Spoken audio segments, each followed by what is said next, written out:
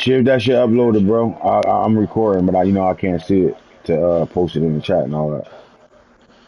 Alright, You gotta share that shit so I can fucking watch it. I got you. I gotta stop talking shit to Jason Whitlock. That's the reason why I can't see my shit.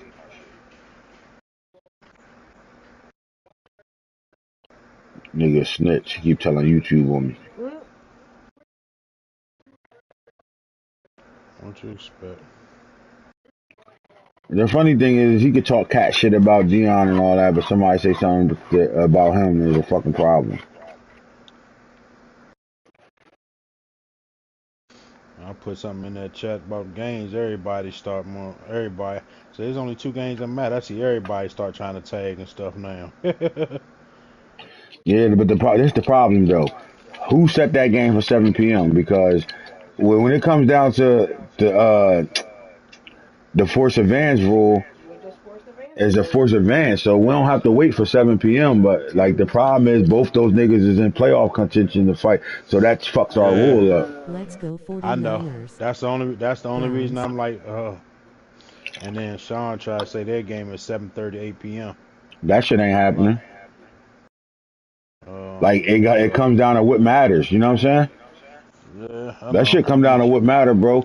Like if I'm you, Snake, honestly, if I'm you, I'm finding out why Hitter and the Jags can't play until 7 p.m. Oh, well, they probably tuned in. They can answer in a second. Same with Sean and who the Cards play. The Cards play Ravens live. I got 2 cases of Pepsi, babe. I see. So I brought one up here for you. All right. Thank you. They were on sale, $9.99, and then I had a $3 off. everybody in there. Everybody talking about Yeah. So that was a good deal. Oh yeah, it's in there too. I posted it. I see. I got it. $9.99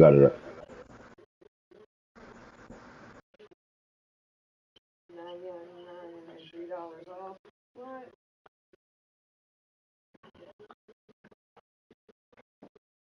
Sweetheart, Yeah. turn your TV off for me.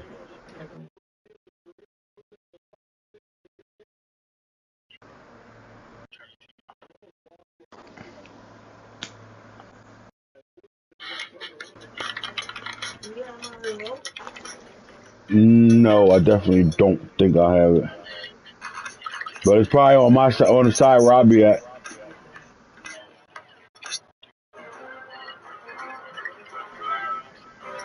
Let's get after it.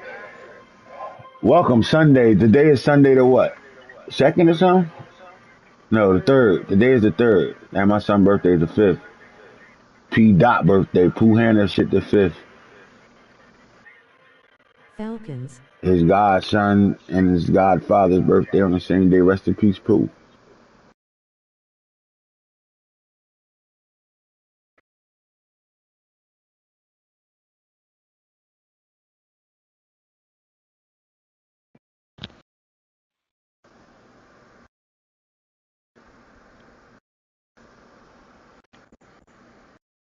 Sheesh. You know what's crazy, man? When we was running the streets, and when you're younger and you running the streets and shit, you don't realize like you got like your boys dying around you and all that stuff. Not for nothing to be bringing this up, but like you don't realize like the shit you doing is like the risk you taking and all that shit, right? Motherfucking.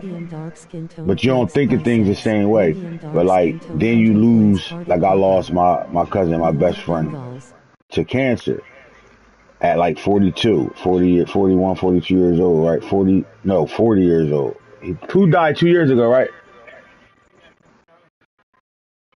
And then you start thinking about that now. Like when you think about it, you think about, damn, we getting older.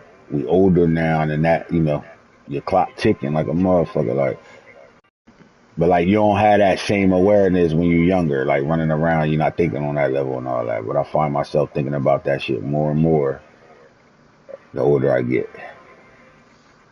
Message.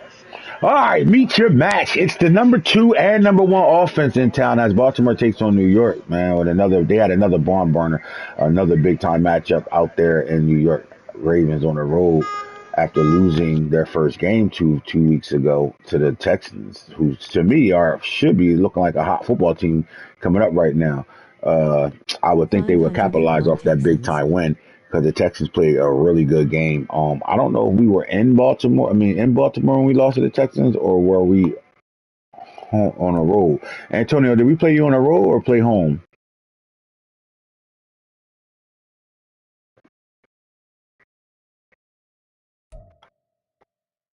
But we'll find out standings why how hot those Texans are in that AFC South right now, man.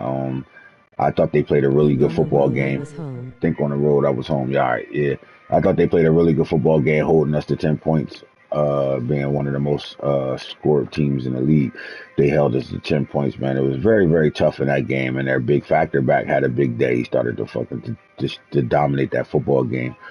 Um, and that loss. But we got back on track, winning two back to back games. But let's keep it going. This is going to be good. The two of the league's top offenses this week. We just spoke about that. 3 touchdowns from Robinson in the win over the Buccaneers. Robinson was on fire, and the Falcons rolled a victory thanks to his 3 rushing touchdowns. Tampa Bay has no answer. Lamar Jackson. I know they talking about Bijan, but let's talk about Lamar Jackson. He's been in the top 3 as a passer this year. Now yards is one thing, but the touchdown and interception ratio is the problem I feel like Lamar is having in Atlanta. Do you chalk that up as the system not understanding their system yet, or is it just what? Because it says if you look at the standings, it says Lamar. Well, he just dropped out of the top 10, so top 3. So let's not talk about that anymore. But anyway, we're gonna see how that improves their offense because you make a trade like that for you to better your offense, not for you to worsen your offense. Herbert was at his best in the Rams win, punishing the Panthers secondary for a total of 493 yards in the Rams win. Do we not talk about Justin Herbert enough since he traded jerseys, not stadium, not city, just the jersey? Do we Not not even talk about Herbert houses. enough? Same Because he's been house. lights out. Um, yeah, he's definitely got to be in the conversation for upper echelon quarterbacks in the league since his new Um, home. Trevor Lawrence came back at the end of that run last year to steal the MVP for the 3rd time last year. But you could argue Herbert was playing the best football. I know Dan Marino was in his rookie year going crazy, but when it comes down to quarterback play, those 3 guys are number wise they've been going crazy yards wise. But Herbert followed that season up again with big time games. He out here putting in work. And then here's the good thing about Justin Herbert. Last year, we were very critical and talking about the computer games they had. But then you come back the following year, and this is what I like about a person that you don't really hear from, right? Like I don't. He could took it as a shot, right? He could have took it as niggas always got something to say, bro. Blah blah blah blah. But he never said a word. You never heard from that coaching staff or Justin Herbert.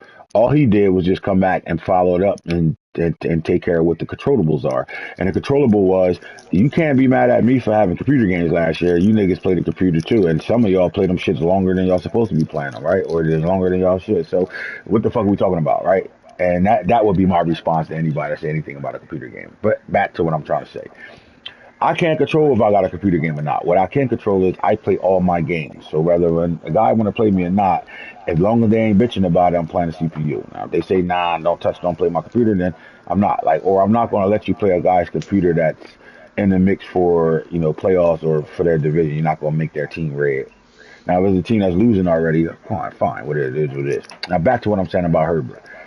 This year, Herbert is doing the exact same thing he was doing last year, number wise. But they're user games now, right? Ain't that the best way to make a statement? Come back and just show Right. us whatever you say. I can counter it by my play, period, right? 593 passing yards is big time passing yards. Now, I don't think that was, not for nothing, that was a computer game. We know the Panthers is not active until Monday. But if you go back through his schedule, he's been doing that to users all year as well. And that's the argument I'm making. So I think Justin Herbert is being underspoken about. Like he should be, being talked about a lot more than what he is being talked about because what he's doing for that Los Angeles Rams team over there is very, very, very, very, very, very good. It's very impressive at that too. Like you got yourself an elite quarterback, put him in an elite system, and he's the superstar on that team. Remember how I've been saying about this Rams team? They got a whole team full of football players, where they play as a team. Really, no standout superstars. Well, I think we could start changing that conversation offensively and start really saying this. There are two guys emerging in that system as superstars right now. One is Justin Herbert, and because of Justin Herbert's play, you have the kid Lamont Finney, who's turning into a superstar as well. The, and the Rams organizations, we saw the same thing happen with Puka and Nakua. hmm That's what they do over there. That's what they do. They make it work. They turn things into things right now, and they playing really good football too right now. All right, as we keep going down the stretch, sheesh, the Rams outlast the Panthers. The Giants had problems all game long against the Seahawks pass defense, which finished with 5 interceptions and the win. All right. Here's the thing about the New York Giants. I think they have a really good football team over there. I think when you're picking in the top 10 and you are trading for really good football players, you moving around, shuffling and doing some things, you're doing a good job trying to get this roster manageable. I think the next aiming point for the New York Giants is at the quarterback position. I know they have a quarterback that they like. They kind of did the right thing. Get a quarterback that's not going to cost you a lot of money right now, and you build your team around that quarterback, but you're not really building for that quarterback. You're building your team while you have a cheap quarterback on the roster to get you through some of these seasons to be able to go get you the guy or a guy to be able to be that guy 305 and Saints. help this football team, fight for this division because they're not. They're right there. They're in the mix in the NFC East. Makes sense that the Browns are moving Philip Cohen to defensive tackle after the scheme change. They've been moving him all year. He became their best defensive player after last season. Like I think midway last season. No, early last season actually. Like he became Philip Collins became the guy that made them feel comfortable with losing to Myles Garrett. Um, and they did some things on their D line, right? The Browns start off with one of the better D lines in the league because of Myles Garrett, and then that Xavier Smith kid. But then, age is the reason why, that line started to change a little bit, but they did a really good job resetting it. Now they got a solid D tackle / D end, and they also brought in Rick Santiago from the Baltimore Ravens, who had first round talent. Not saying he was a first rounder, he just had first round talent. And now they got two guys back on that D line, which gives them, legit players up front that can make cause havoc and things. So you're seeing the scheme change. And they're moving Phil around a little bit because he's agile to do that. He's like having an Aaron Donald on your team where you can put him at deep tackle, 3 technique. You can also put him on the edge as well. And they're doing a little bit of that right now. And not for nothing, the Browns haven't hung it up, or they had all the right to hang it up, and they have won their last couple of games, showing that they don't have it in them to be a tank team. So I respect that big time. Offense slugfest in New Orleans with the Saints coming out on top against the Packers 48-38. That's a huge game for the Saints. Although the Saints are slightly winning their division, he interrupted the NFC North and their battle for the top team over there by beating the Packers by 10. I think the New Orleans Saints needed that win more than they didn't need it. More than the Packers. I don't say they're not more than the Packers needed to win, but the Saints needed that win.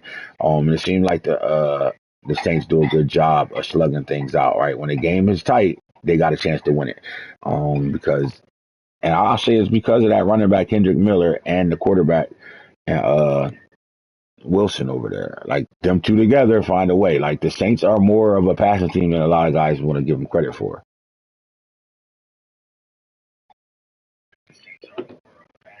Let's mute this. All right. Let's talk some more football. Some NFL defenses play it safe against the pass, not the Saints. Sally wants them taking chances. I didn't know the Saints coach, the head coach of Sally. They fired their coach, got a new one. Okay, so the Jets coach, so is that why they went and got Zach Wilson? They had the Jets coach over there. Miller was the man of the hour, and the Saints went over the Packers, totaling 197 rushing yards. Balling. No defense in sight this week in Dallas as the Texans outscored the Cowboys 52-49. They were out there shooting it the hell out. The funny thing is we didn't talk about Josh Allen being moved. Josh Allen and the Buffalo Bills part ways, and the Dallas Cowboys saw soft fighting Josh Allen. So Snake, talk to me, man. You're the trade guru over here, buddy. So why does that make sense for both organizations?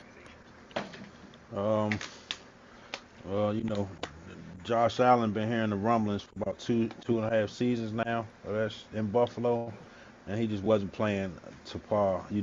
With all the press and the community, talking trash to him. Wanted up out of there. So I think where the Cowboys organization is, veteran wise, being a veteran, pretty veteran team, you still got Parsons over there, a couple other nice little pieces. CD Lamb just kind of like a quarterback away is trying to make that move and try to make that push. That battle in Texas is always that's like a divisional game, so you Yep. can't you can't you got to just throw that with a pinch of salt. But Josh Allen ain't been playing the best of football, so it's just a thing. Can he get into that system? Can he take off like Josh Dobbs, like the astronaut, or is he gonna be like Carson Wentz?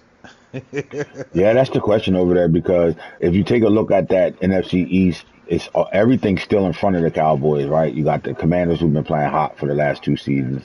The Eagles been up and down, right? They just, took a bad loss to the 49ers.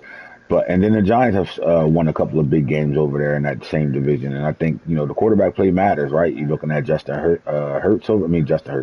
You're looking at Hurts over there. You're looking at, Amari Braxton over there. You're looking at the quarterback for the Giants, and then you had the quarterback Caps. That was the Cowboys quarterback who they knew wasn't their guy. They missed on that guy. They picked him at pick 19 2 drafts ago, and it was a miss. I think the Giants not having one of the better quarterbacks in that division is by design right now. But the Cowboys, they need an elite quarterback for them to be, fighting for this division and to be able to be a playoff team. And I think they got that. The problem with them is making games, right? Since the last show we did, and the Cowboys hopped on, and I got to prove a big time point just letting him talk live and try to explain why he shouldn't be getting the forced loss when he knew he should be getting. He's missed another couple of games in the same process of pointing things out late. I mean, last night he asked about the Panthers game after we hit the lead hours ago, and then he talks about I ain't home anyway. I'm at the Florida State game. I just make it make sense. Anyway, back to what I'm saying. I like Josh Allen in Dallas. I like Josh Allen in Dallas. I think, you give a guy a city change, a team change, try to bring his career back a little bit and let him, go out on the back end. Um, and I think that it will help that team over there. Remember, they drafted in their top 10, they drafted a running back, the kid Smith over there, and they also in the second round in the top 10 they also got Costas, a really fast elite receiver, that go along with aging CD Lamb. So I like some of the weapons they got defensively. This team is still well put together. But the Texans is hot right now, bro. Like they've been hot since 2 weeks ago. They beat the Ravens, taking them down from being undefeated and giving them their first loss of the year. And the Texans kind of been hot ever since that game right now. And I think you need to watch out in the AFC South because it was the Jags.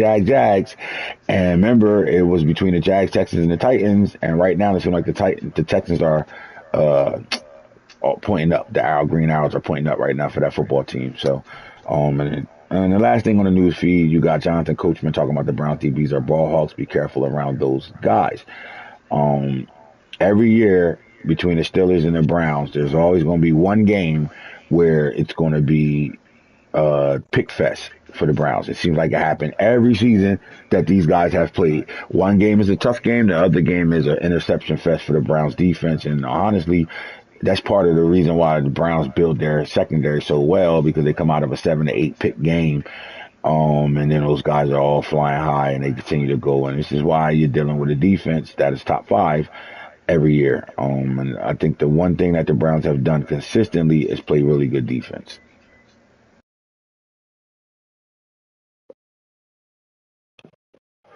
All right, we're taking a look at our rushing leaders right now in the NFL. 251 carries. J.K. Dobbins, 1,780 yards, 20 rushing touchdowns. Kendry Miller, 244 carries for 1,659 yards, 16 touchdowns. And then there's that man, Chase Brown, 213 carries for 630 and 21 touchdowns. Who do you think finishes the season at the top of this list? I do think it's a very close battle right now between these guys. I do think, when you look at it from the point of view or the vantage point I'm looking at it at, I can see these guys now. If they're paying attention, they're going to see if they can win this rushing title. So I'm gonna put my eggs in Chase Brown's basket. But I do think J.K. Dobbins is more of the offense for the Kansas City Chiefs, as well as Kendra Miller. I do think Chase Brown will see that and will put pressure on his coaching staff to be able to win that rushing title. So I'm gonna go with Chase. He ain't that far out, right? He only 100 yards out of it right now, and then touchdown wise, they up there, and we'll talk about stats in a second. But that's that. Let's get to his top 10, the standings. Let's get to it. All right. So your Seattle Seahawks moved back to number one after losing 2 weeks ago to the L.A. Rams. They are 10-1. On top of the list again, and they lost their second regular season game in 3 seasons, 4 seasons actually. All right, Ravens are sitting at 10-1 after losing to the Texans 2 weeks ago. Both these two teams lost at the same time, stopping their undefeated run. Right, they both on 2 game winning streaks after that loss, and that's what a good football team's supposed to do. You take a loss, you go right back to running it up the wins. Right, like you got to try to win ball games, and as long as you winning more than you losing, you're in a good situation. A lot of guys don't realize the wins. And when you go through regular season and losing 2 or 3 games at the most a year, and playing deep in the playoffs every year, you're getting extra season of development. All right, and then you start seeing these teams sitting all chunky looking. It's because they're winning games late, and they're doing their job in the regular season.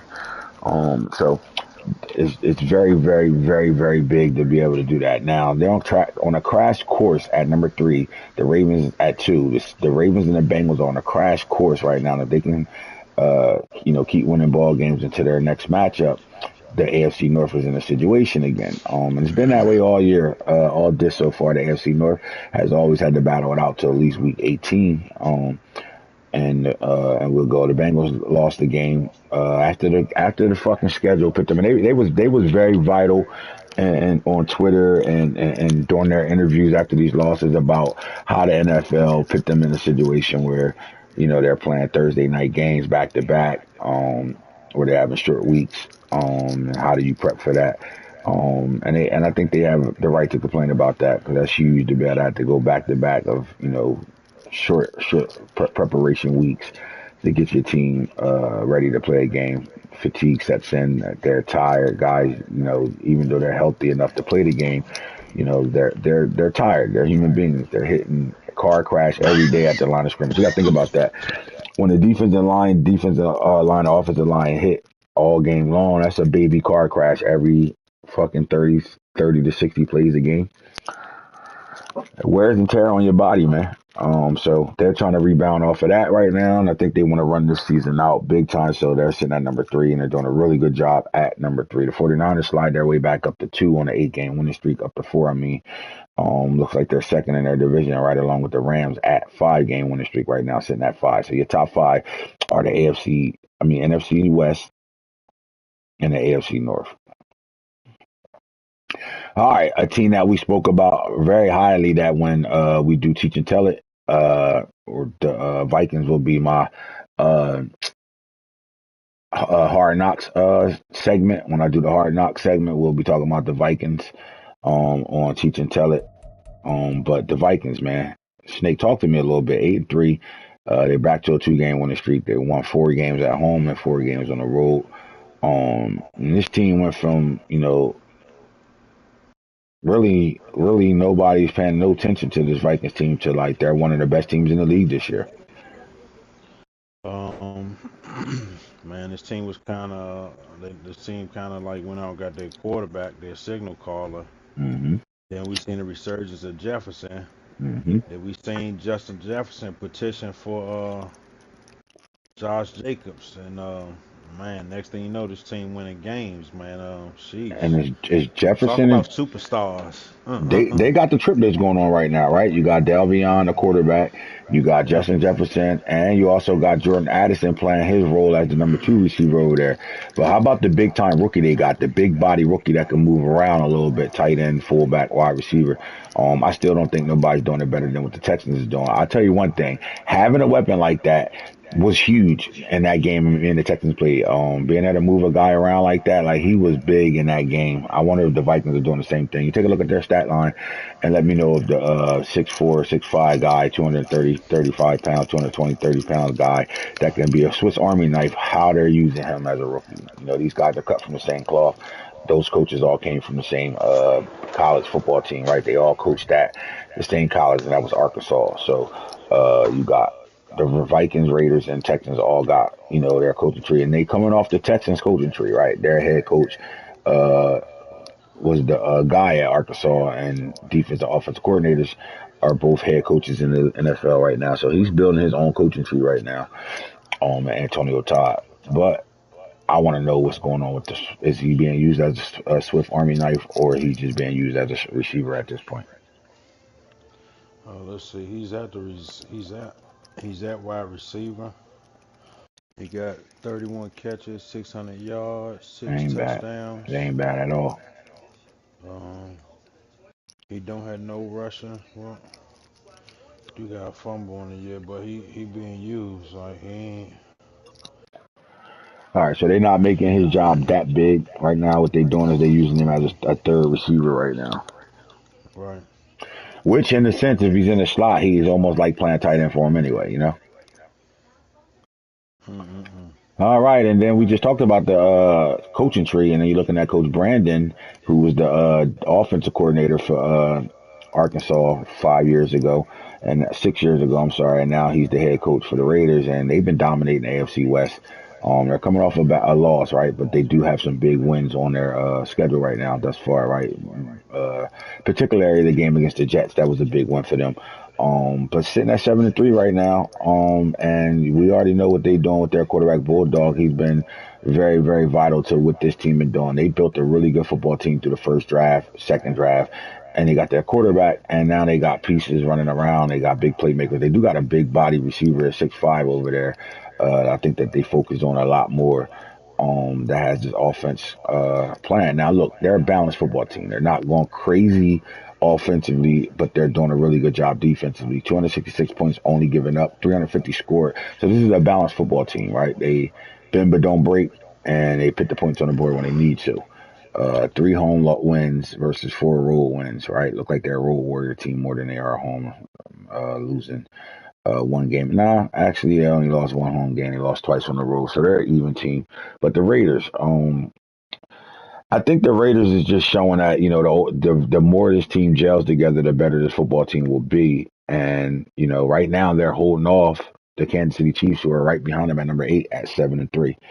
Um, and the Chiefs are doing a good job. When you think of Chiefs, you never really think defense, a defensive football team. But 234 points, that's all they've given up all year, right? The problem is they haven't been able to get over the Raiders play calling yet, right? They don't understand how to stop the Raiders right now, and that's where the Chiefs' downfall is. Out of their 3 losses, 2 of them came from Las Vegas. Uh, my question is, what happened in the Raiders Chargers game? We're gonna go back and talk about that in a second. Number 9 are the Commanders at 7-3. And the Commanders got a big time game against the Jaguars, which is, very, very important for playoff and positioning right now. And then at number 10, you got the hot team in the league as well. They on a 5-game winning streak. This is huge. They on a 5-game winning streak. The Texans sitting here and at 8-3 right now. 384 points scored, 274 given up, 5 wins at home, 1 loss at home, 3 wins on the road, 2 losses on the road. The Texans, man, look like CJ Stroud, right? Stepped into that X Factor realm right now, and that's the difference, right? When your quarterback takes that next step, you could take that next step. And right now, it looks like the Houston Texans have taken that next step right now. They brought in a big time receiver in a trade with the Baltimore Ravens. Not only did they bring in a receiver, they just actually got 3 players from the Ravens to start this year off with. Right guard, they Good got lord. right outside linebacker, and they got a wide receiver in trades with the Baltimore Ravens, and put themselves in a situation where now they feel like they have a jailed team, and it's showing on the field right now. What do you got to say about this Texas team? Had to get our GM Texas on. teams is on a little win streak over there. They done man, they trying to separate themselves from the rest of the division. Hmm. Um, we just watching Stroud grow up before our eyes. Should they be a cause for concern in New York? New York, big city of dreams, and everything in New York is man Dan Marino's thing. They're on a 2-game losing streak right now. I mean, they had a tough schedule. They lost to the Raiders, lost to the Miami Dolphins, they lost to the Baltimore Ravens last night. All those games were one score games, right? So let me ask you this: we haven't seen the Jets sitting this low in a hitters top 10 ever. Is there a concern in New York? Man, the Jets, man, I'm calling next week. Next week's game a pick'em game. I got with the plus or minus, so because this game got history. He played the Chiefs. Hmm. What we saying? Plus 18 points again. Nah, Another booty. is this game is this an advanced game or this? Nah, he just played me last night. So at This advance, an advance. okay. Nah, I'm going plus 23 in this game. I'm going plus 23 in this game. This game is personal. And it's a must win for both teams, but this game is personal. He might not let him. He gonna run the ball. They He ain't gonna lost let to him me do by that much, bro. 1,000 too low, don't forget that. This the big get back game. Oh my god. All right, so 8-3, 8-3. Hold on, what do you say? They lost. Oh, yeah, they do got 4 losses. My bad. I didn't. They played the Seahawks this year too. Mm. Oh yeah, they lost to the Seahawks. All Eyes. right, so that's four games right there that they lost. My bad. I didn't see that. I don't know why I thought they lost 3. I only saw 3 losses here. I was looking at Texans and went right to them. All right, so let's talk about that. The Jets are lost 4 games this year. Now they've lost 4 games in the regular season last year, and they ended up being in the Super Bowl. All right, so the Jets right now. So now, like, again, they're on a 2-game losing streak right now, and they got 4 losses right now. And this is the lowest they've been in the hitters top 10 right now. Again, is there cause for concern, or are we more thinking about what happens in next week's game between the Chiefs and the Jets? Yeah, I think we worried about next week game. Let's if he don't beat next week by more than 21 points, then it's a cause of concern. Gotcha. If it's I think he right where he want to be. All right. So as we go down to 11, I just want to note that the Dolphins are on a 6-game winning streak. Remember what this team looked like just 6 weeks ago. For them to be 8-4 right now, this speaks volumes. Archer is becoming a better quarterback for this football team.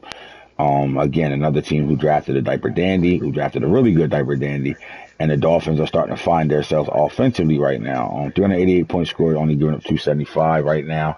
To me, I think they're playing really good football down the stretch right now, and that's when it matters. What happens after halftime of the league, right? What do you do at halftime? Are you trending up or trending down? And the Dolphins are trending up as the Jets are kind of trending down right now. So let's pay attention to that as we look at the divisions right now. In the AFC North, there's only a 1-game lead. Ravens 10-1, Bengals 9-2, Steelers 6-5, Browns 6-6, fighting for the third place here. And with enough games left, the Steelers and Browns are still in a situation, right? The odds of them winning this division is very You are slim, locked in. but the odds of them winning the division is very slim. But to finish in third place, second place, that matters, right? Going forward right now, so the fight is there. With the Browns on a 2-game winning streak, getting themselves back to 500 right now. In the AFC South, you got a big time matchup: Texans, Jaguars, Titans. All are within 2 games, 1-2 games without themselves. The Colts packed it up, and I'm hearing there's a blockbuster going. Well, not a blockbuster, but I'm hearing there's a big time breaking news trade alert coming up for the Colts. AR-15 is supposedly on the move. We'll get Skadimes and Skedaddles to talk about that when we get more information on that. But right now, I don't think the Colts are caring about a win right now. They are packing it in. They want a quarterback, and to be able to get that quarterback there and battle with the Buffalo Bills and the Tampa Bay Buccaneers for the #1 pick to go get that guy. We'll talk about that. I think the Bucks got two though. I don't think they necessarily in that QB race, but they on the race to #1 though. hmm Mm-mm-mm-mm. So the Titans are 2 games out of first place. Jags are 1 game out of first place. Texans are in first place right now, and Texans are a hot team over here with the 5-game winning streak. AFC East, the Jets 7-4, Dolphins 8-4. They split, so this game is close as hell. Patriots and out there in Germany 4-7, and the Bills are racing for the #1 pick right now, especially trading Josh Allen. All right, so we know the battle is between the Jets and the Miami Dolphins right now, and it's out of their hands. They can't play each other anymore. They both played twice. They both played and both won 1 game apiece right now. When the Dolphins is on a 6-game winning streak, and the Jets are on a 2-game losing streak right now. And this division is between those two. I don't see anybody else really making a run for first or second place in this division. AFC West, Raiders 7-3, Chiefs 7-3. Raiders got the head-to-head matchup twice. They on top of the Raiders by 1 game. So right now, what it comes down to is what they do outside of their divisional games to finish and find out who wins this division. With the Chargers winning 3-7, they won 2 more games than they won last year, and the Broncos are 1-10. A whopping 1-10 on a 7-game losing streak. They in tank mode as well for a quarterback. So you got them in the mix as well. So we're looking at the Raiders and the Chiefs battling out for the AFC West. On the NFC side, the North is very close. 8-3 Vikings, Lions 7-4, Packers 6-5. Now the Vikings have been on top of this division since the league started. Well, since the season started. But it's real close right now, right? Lions only 1 game out, and the Packers only 2 games out right now. With the Bears 2-9, we know they won't be in a race for a quarterback, but we also do know that they are, looking like they're going to finish in the top 5. The Bears pick something big time, and I think if it's anything they're looking for, it's going to be on the defensive side of the football. NFC South 6-6 Saints, they have 500. Panthers are 4-8. Falcons are 3-8. Bucks are 1-11. This division, somebody's got to win it, right? And the fucked up part about it is, it just as bad as the Falcons are playing football right now. They still have an opportunity for this division. Same thing with the Panthers. So we're gonna watch this play itself out. Looks like their schedule is very tough this year. Where they all, already got, like, you got to think about it. The Panthers and the Falcons with 8 losses will knock them out the playoffs just by having 8 losses. But because the Saints have 6 losses, somebody in this division is going to make the playoffs and play a home field game with, with at least 8 losses. All right. NFC East 7-3 Commanders, 5-6 Eagles, 3-8 Cowboys, 3-8 Giants. Now the Eagles are hosting a 5-game. The Cowboys better not lose this division, especially the Commanders shouldn't lose this division, especially to a team like the Cowboys or the Giants right now. Now, with that being said, the Eagles are 5-6, and that's a whopping lead going down the stretch right now, right? Like, this would be an all-time fold if the Commanders somehow don't win this division. When they got a 3-game lead over the Cowboys. 3-game lead over the Eagles, 5-game lead over the Cowboys and the Giants. Yeah, Cowboys. Commanders. If they lose this division, it's because they did that, and that's coaching. And then you got to ask yourself: I know they made it to the playoffs last year, but if that coaching staff lose this division after having this type of lead over this division, is it going to be some type of changes at the coaching level? Um, I think the first thing they might do is question the coach about a 2 quarterback system. So yeah, it could be some questions raised out there. Yeah, because it's gonna come down to that. Like, they picked the quarterback in the 3rd round, although they picked the best player on the board. Did they pick a need? And does Yeah, that backup quarterback put pressure on the starter? I think he's putting if he taking snaps, he's putting pressure on the starter. Makes sense to me. Yeah, contracts and things of that nature come up. So you know, it's you ask it's more questions than answers maybe. All right, all right. Then you But they have in the the head of the Seahawks, division the though. 49ers, the Rams, and the Cardinals all in the best division in football. Some say, right? NFC West, right? 10-1, 9-2, 9-2, right? The thing about this is it comes down to what happens outside of the division because they all played each other twice already, except I think the 49ers and Rams didn't play twice yet. I'm not sure.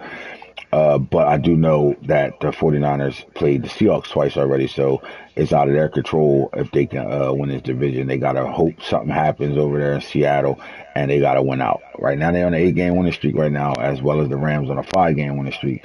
So both those teams at 9-2 are very hot coming down the stretch right now.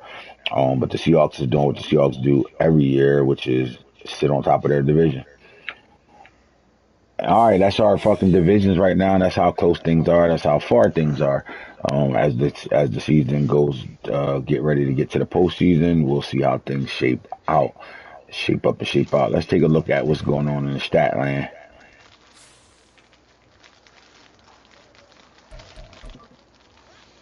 Our first conversation will be in season awards. Let's go right to weekly awards. Let's go back to week one. Justin Fields, Hightower, Chase, and Reed. We talked about that. B. John, Isaiah Simmons, J.K. Dobbins, and Hamilton. Reggie Moss, Dexter Lawrence, Herbert, and Roberson for the Cowboys. Week 3. Week 4, Kendre Miller, Kobe Durant, Will Falk, and Jalen Petrie. B. John Robinson up for a second time. Kayvon Thibodeau, Najee Israel, the diaper dandy. They call him Flash. And Denzel Ward, that guy. Remember that pick 6 off that bubble was so nasty against the Colts. Week 6, you're looking at Trevor Lawrence up there, Jair Let's take a Alexander, look at J.K. most of the Dobbins, and video of Bryce our P5 Hall. Ain't connected no to the gifts. modem. Ain't no gifts, cuz. No more gifts. Justin Herbert up there for a second time, I think, right? That's the second time we've seen Justin Herbert. Yep. All right, Justin Herbert up there for the second time, 30 for 35, 7 passing touchdowns. Reggie Moss up there for the second time again, 344 yards, 2 receptions. Wooden, the corner for over there for the Texans, 5 tackles, 3 interceptions. I think that was against the Baltimore Ravens, if I'm not mistaken.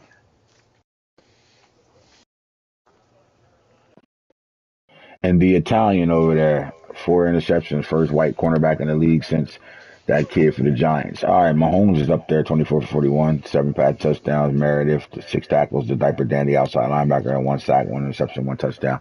Marino Jr. up there for the first time, 550, 13 pass touchdowns, broke the record that game. And Rod Woodson had 2 tackles, 3 interceptions, a forced fumble, and a touchdown. Week 9, you got Herbert for the third time.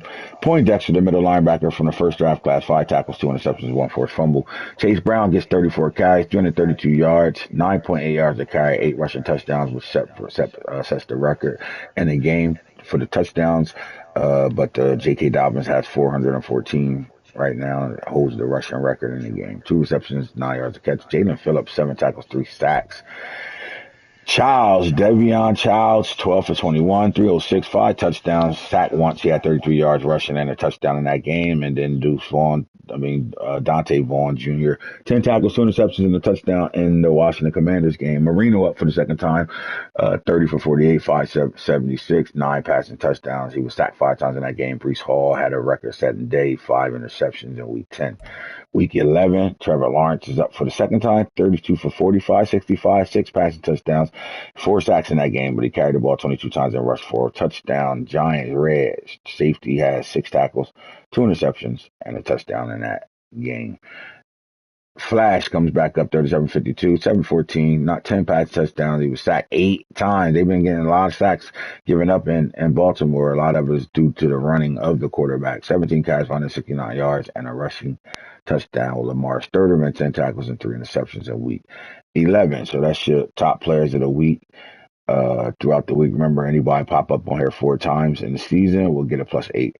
And we got guys up here that's close to that right now with 7 more games left. All right, all right. Now let's get into individuals. Team stats, not individuals. And let's start off with the offense. And we're gonna look at the team that's given up the most total yards. right now, and that's the Kansas City Chiefs. At 2 is the Giants, 3 is the Titans, 4 is the Cardinals, Eagles is 5th. Now, who's scoring the most total yards gained right now? The Falcons are number 1 at 6,400. At number 2, the Buffalo Bills. At 3 are the Rams. At 4 are the Saints. At 5 are the Dolphins. Total offensive yards. The worst team in the league right now are the Colts, Giants, Cardinals, Eagles, and Bucks. Top 5. And the best teams are the Jets, Rams, Ravens, Seahawks, Falcons. Passing yards. Right now, the worst team that's passing the ball is Brock Purdy and the Kansas City Chiefs, 1596. Giants second, Colts third, Cardinals fourth, Bucks are fifth. All right, top passing team in the league: Jets, Rams, Seahawks. All 3 of their quarterbacks are on the top of the MVP conversation. Falcons and Lamar Jackson is fourth, and you got Archer over there for the Dolphins, the diaper dandy, at 5 right now.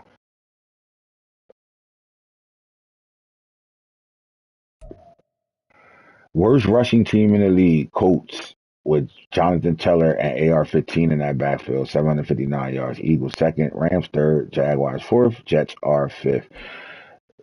Best rushing teams in the league: Ravens, 2,252. They are number 1. Bengals are second with 1,976. Chiefs are third. J.K. Dobbins, 1,914. Lions are fourth, 1,802. And Saints are fifth, 1,718. All right, points per game right now. The worst scoring team in the league are the Buccaneers, Colts, Giants, Broncos, and Chargers. All right, the highest scoring teams in the league, you have Jets at number 1, 48.7. At number 2, the Seahawks, 47.4. Ravens are third with 46.4. Rams, 43.9. 49ers, 41.8. It's the top 5 scoring teams. Passing touchdowns, though, the Jets, 61. Rams, 48. Seahawks, 41. 37 for the 49ers, and 5 are the Ravens and Commanders tie at 29. Rushing touchdowns. Chargers has only scored 6 on the year, 7 in the Broncos, 7 for the Buccaneers, 8 for the Colts, 8 for the Jets, 9 for the Titans. 33 rushing touchdowns for the backfield of the Baltimore Ravens, 29 for the Bengals, 26 for the Seahawks, 25 for the Chiefs, and Texans 22 tied with the Lions. First downs. All right, the Seahawks got the most first downs in the league. They are showing that they could put drives together, 271. Ravens are number 2, 265. Rams are number 3 at 248. Browns, 237. Jets, 230. That's the offensive stats right now. Let's look at the worst team on defense when it comes down to total yards allowed. And that's the Buffalo Bills, 5,491. Bucks are second. Panthers are third. Bears are fourth. Saints are fifth. All right, now, who's total yards allowed? The Jaguars are playing really good total team defense, punt return, kick return, all that stuff. 3,036. Seahawks are second. Chiefs are third. Raiders are fourth. Ravens are fifth. That's your top 5. Passing yards allowed. The worst team in the league are the Raiders. No, I'm sorry, are the Bills. 4,023. Bucks are second. Patriots are third. Bears are fourth. Chargers are fifth. And the Raiders are shutting shit down in the passing game. They only giving up 2,019 passing yards. Jaguars are second. Browns are third. Chiefs are fourth. Seahawks are fifth. When you're looking at rushing yards allowed, we're looking at the Ravens, but the Broncos have given up 1,876. Falcons are second. Third are the Bucks. Fourth for the Panthers. Saints are fifth. Stopping the run, 723 yards given up. Ravens, Seahawks back to back. Cardinals are number 3. 49ers are 4. Chiefs are number 5. Points allowed. Ravens are number 1 in the league with 229. Seahawks are number 2 with 230. Cardinals 231. Chiefs 234. Vikings 247. Sacks on the season right now. Falcons are barely getting to the quarterback along with the Raiders, Vikings, Chargers, and Colts. But who's sacking the quarterback the most? It's that Bengals team over there with 47, 6 before the Ravens. They are 41. Number 1 and 2 are the AFC North. Lions. Bengals, Ravens, Bucks are third. Titans are fourth. Dolphins are fifth. Fumble recoveries. Texans have 8 on the year right now. They peanut punch the ball out a lot. They got a guy that dive at your ankles. The other guy strip you. Broncos 6. All 6s right here with the Bills and the Browns. All right. Interceptions, though. Interceptions, Ravens up 43. They only up 2 on the Dolphins, 41. Texans are third, 37. Jets, 35. 34 are the Steelers at 5. They get the top 5 INT teams in the league. Team stats right there. You see who your top 5s are. As you look, offense yards gained, second in the NFL. Defensive yards, they ain't putting it up there. Points scored, third in the NFL for the Ravens. That's just how you look at your team and find out where they at. Points allowed, we're number 1 in the NFL. And offensive yards, we're number 2. So that's how you can see all that stat line right there. Let's go over here to stats, individual stats right now to see who's balling out right now. All right, let's look at our passing leaders right now. Dan Marino Jr., 4,935 yards. 61 touchdowns, 24 interceptions, 69 completion percentage. He's 449 yards a game, 123 QBR, 14 yards a play. He's been sacked 29 times. Dan Marino right now, yards wise. Number 2 is Justin Herbert with 46.04, 48 touchdowns, 14 picks. This man is 77 completion percentage right now. We have a new accurate quarterback in our league right now for 2 years straight.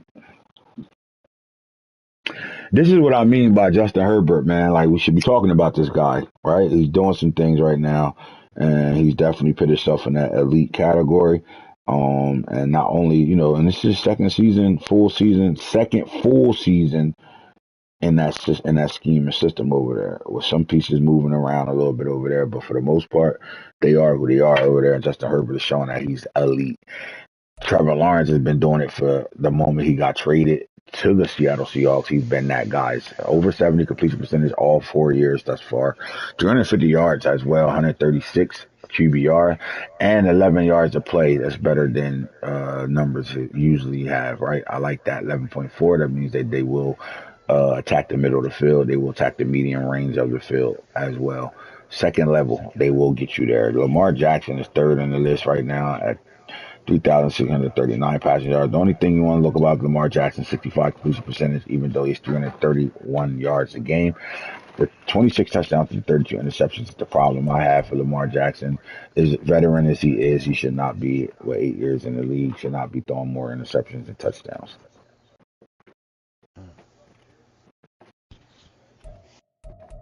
When you look at the top quarterbacks that we're looking at, 29 sacks, Dan Marino, 21 from Herbert, 26 from Lawrence, 27 from Lamar Jackson, 42 for Archer. And the reason why Archer's sitting on 42 is because he's a diaper dandy. Simple as that, right? It comes down to just that right there. 57 completion percentage for him. Now, 3,599 passing yards, but 26 touchdowns, 35 interceptions, and 57 completion percentage. The average of 300 yards a game, though, at the quarterback position 10. This is throw the ball and throw yourself through the problems, right? Now, with a diaper dandy, we usually are light on interceptions. We don't care if he's throwing a lot of interceptions. We just want to know what they're doing in the win column. And right now, he's on a 6-game winning streak. But if they want this team to be a real Super Bowl contender, they're going to have to clean up the INTs. The turnovers for him is going to have to change a little bit. And protecting him, I don't know if most of these sacks is protection breakdown or it's just the quarterback holding on to the ball a little too much. It's almost like Shedeur Sanders. You can argue that they had the worst line in the league, and we all know that. But he did hold the ball a lot.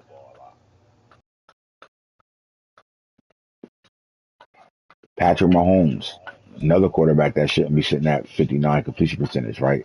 I mean, this is a top tier quarterback, and for him to be at 59 completion percentage, we like the 37 touchdowns, 17 INTs, but the 59 completion percentage is not really looking good over there for Mahomes. DTR is another quarterback that's been hot, 70 completion percentage. Justin Fields at 70 completion percentage.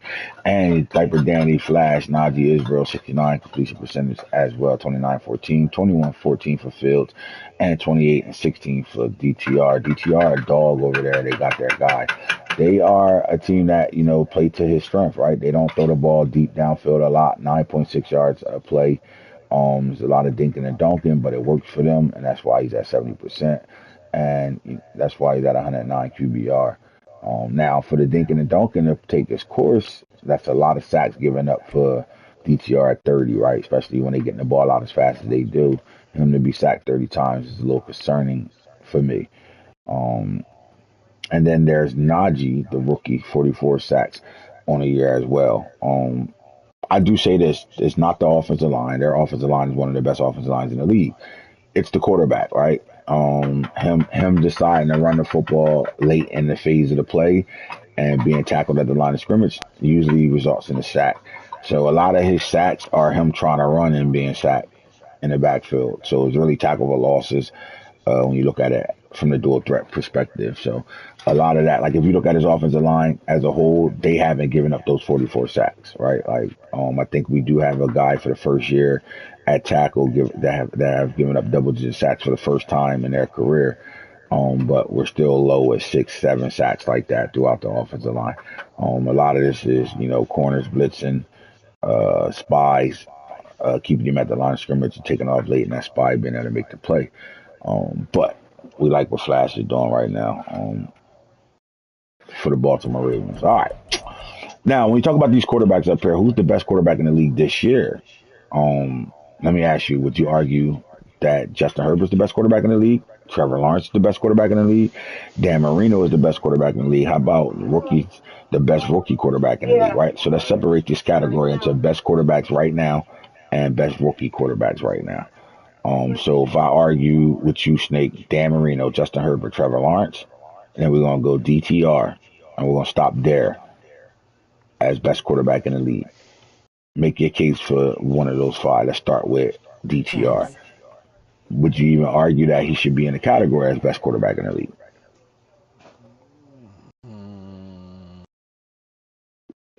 Here, Erica.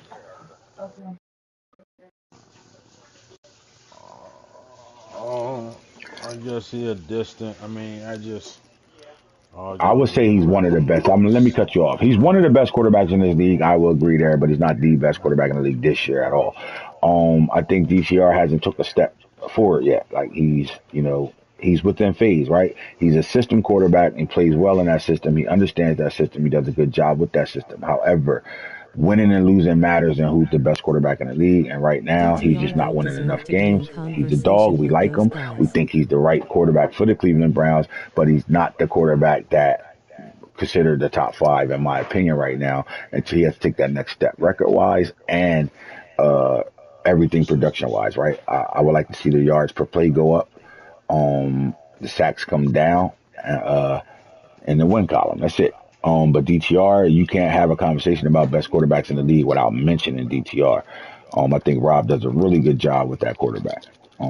Really understanding what they want to do over there in that system. And a lot of the yards per play is just the system that they run. They do a good job within that phase. But I wouldn't consider him as, a top elite quarterback in the league. He's one of the best quarterbacks in the league. Is he top 10? Hell yeah. But in that top 5 category, I think you can argue he is right now this season. Looking at what we're looking at right now. But it's an argument for him not being as well. But I like DTR, bro. I think he's again in the right system. All right, let's talk about. I It's can't. my division also. I I'm going to mean, face monstered lines. I gotta figure. You're looking at Patrick Mahomes as a 49er, and it's just something about him that's throwing me off right now. Uh, let's see if we're on the same page here. Why is it Mahomes? 37 touchdowns, 17. Is it the 59 completion percentage right now that's really bothering me? Um, or are we going to judge that team on a higher scale with Patrick Mahomes over there? And that higher scale is winning your division. You brought him over here to change things in your division, and nothing's changed. yeah. I think Patrick Mahomes after this trade, we don't care about regular season. I think he just judged on postseason. The regular season of the games versus the Seahawks, and the Rams, your division games always matter. Hmm.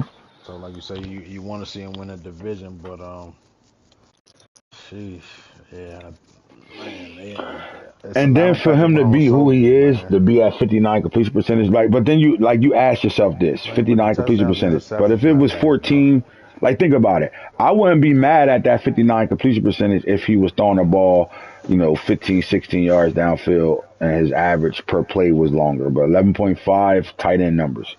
You do attack, a little bit farther than check down area, right? Like you in a medium range throwing at a little bit at the 11.5 and to be at 59 completion percentage for the Patrick Mahomes is a little bit concerning to me. So I think he actually underachieving right now. And you're right. He's going to be judged on playoff wins. And I don't think he's just judged on playoff wins.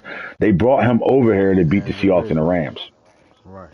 Well, Well, he has he? hasn't He done that yet. He has beaten he the got all Rams those this year, but he youngsters. hasn't beaten the Seahawks at all. So uh, that's concerning to me. So Patrick Mahomes, although as a Chief he was rock steady, he just had to take that step yet. Now don't get it fucked up. He is a young 49ers Patrick Mahomes, right? So Right. next year I will be looking at the step to happen, right, where he's comfortable with what they're doing over there, and he should have that system under wraps, and we'll find out from there. I think Lamar Jackson passing yards is the only reason why he's up here in the top 10 in the first place, right? But 32 picks, 26 interceptions, 65% just is not going to cut it. So we're definitely not looking at an elite quarterback there. Mom's dinner. All right. Oh, Yeah, my bad. We can't let Mahomes slide, man. It's almost like right now his first season is over, so he looking for the second season. He done that division. It's tough over there in that division. yeah, like Seahawks been running it. this is not, we grab Mahomes and our Chiefs. problems are answered, right? It's a little bit more than that when it comes down to getting them over there. That's why I'm saying you give him some time, right? This is his first full season as a 49er, so you give him some time, right? Like we come back to this same conversation next season and we can really take a deeper dive into it to see where Mahomes is at. But he's definitely not, a top elite quarterback, and I would say DTR is better than him at this point right now. But what you gotta question is not a top elite quarterback. Didn't we see Nano passing in the top of the league, and now we see him at the bottom? Like this is why you gotta take a deep dive in this. We seen Mahomes at the top of up there in stats and Nano hands, right? Yeah, Pro Bowl, everything. yep. In a tougher AFC, right? Tougher AFC as a whole, not As a division though. whole, as a whole, though, right? Right. So I so guess. far, let me ask you this, because they both struggling right now. Like the Chiefs aren't throwing the ball as well as they was with Mahomes, and Mahomes hasn't done anything magical for the 49ers yet. So therefore, we're like that trade, like Well, I because think it's a Nick two. It's Bosa still going a two. crazy over there. He's up there in the It's top sacks right now. it's still a to be continued Yeah. because But I the just made a 49ers major position statement that you themselves. ignored. I said DTR is better than Mahomes. Uh, right now today, um, we gotta go look at these stats because I think he still had 37 and 17, 37 touchdowns, 17 picks, and he got a better record. I mean, I don't he still got Mahomes still got a better record over there Yeah. in a tougher division. Like I don't know. I gotta really look at them numbers before I go there. And don't get me wrong, Rob be doing his thing with DTR, but I don't know if let's see, you gotta like Man, from the naked eye, the number. Rob got DTR got 3,200 passing, 3266, 28 touchdowns, 16 picks, 70 completion percentage, 272 a game. And rushing, he got one touchdown, 265. You go take a look at Mahomes just for giggles. Mahomes got four rushing TDs, 12 attempts, 67. And then passing wise, he got 3,500, 37 TDs, 17 picks, 59 completion percentage with 318 a game. So no, Mahomes is better than DTR. I'm in disagreement with you. I think DTR. Well, nah, you're right. Because you got because we can't penalize DTR and the top elite for a record, and then we come right back and say, he's better than Mahomes, and Mahomes have a better record than him in the better division. I will argue that. I don't know. Is it AFC better than the NFC as a whole, in my opinion? Yeah, but in his division, he has a tough division itself. So them 6 games, he's 9-2 over there. I Right. mean, like Mahomes is his Mahomes kryptonite right now. The 49ers kryptonite is the Seahawks. Hmm. I think we getting Mahomes. Let's not get Mahomes like I mean, yeah, That's we why I can't said you do come that. back to this in the season or so. Yeah. All right. So And we're then not looking only that, at. don't the 49ers still got some draft picks from that trade? Yeah, they do. They loaded this So year. that so They you about to fuck can't this draft so up. that trade is to be continued. You can't judge that trade as a whole yet. Right. All right. So we're And you looking know, at Lawrence, the 3-year MVP, last year's Super Bowl 49ers quarterback. in the playoffs right now, and the Browns not. What are we talking about? Right. Now you're right. You're right. 100% right. Trevor Lawrence right now is on looking for his fourth straight MVP. 41 touchdowns, only 12 interceptions, 73 completion percentage. We know he's in the top 3 elite quarterback. Is he the number 1 quarterback in the league though? This year, we're not going. I know to get to that answer, we got to look at more than this year. But we're talking about this year. Is he the number 1 quarterback in the league right now? My argument is yes. Trevor Lawrence. Yes. Yeah, I don't think there's no question. He's a Super Bowl defender quarterback. Like, Record wise, he's only got 1 loss. The next 2 quarterbacks don't have, and then he's beaten both those quarterbacks head to head. Although Herbert has beaten him as well, but he's beaten him. He's beaten Marino in the Super Bowl and in the regular season this year. He's beaten Herbert once this year. And then the numbers don't lie, right? 3,851 passing yards, only 12 interceptions on the year. He's thrown a less amount of interceptions. He has 73 completion percentage. He's undoubtedly the number 1 quarterback in the league right now. My argument is at number 2, though. Marino or Herbert, because there's no question that they're going to be one of the next 2 quarterbacks. yeah, is that why sometimes we put them players we put players in tiers. Mm-hmm. You know, I be getting away with it. Like, yes, they definitely the next tier of quarterbacks. I think our argument and question is going to be: is there any other quarterbacks that belong in that tier with them? Right. So you're looking at Dan Marino numbers, and they're out of control. 61 touchdowns, 24 interceptions, 69 completion percentage. At the end of the day, that's 70 completion percentage. And he's averaging 450, almost 449 yards a game. And he has a high QBR. But Herbert is sitting at 141 too, right? That's a really good high QBR. All 3 of them got really high QBRs, but 142, you argue that. The record 9-2, the Jets are 7-4. I'm willing to pick. I'm gonna go Herbert at number 2 right now. I'm gonna go Lawrence at 1, Herbert at 2, Marino at 3 right now. But I can't ignore the 61 touchdowns versus the 24 interceptions. I can't ignore that. I can't ignore the most passing yards in the game. I can't ignore averaging the most yards, 14.2 a play. I can't ignore that at all. But I think I'm going to go Herbert right now just because I'm going to go a little farther than this season and just think about what I mean, cannot really because Marino went crazy as a diaper dandy as well. I like Herbert at number 2 right now because I think he took his team. He's taken that step to that superstar status, right? Where I've been screaming the Rams do it with team play, and they don't really got no superstars over there. They do have a superstar quarterback right now. I think he's raised the play of that entire roster over there. And you could argue Herbert is doing it with lesser weapons.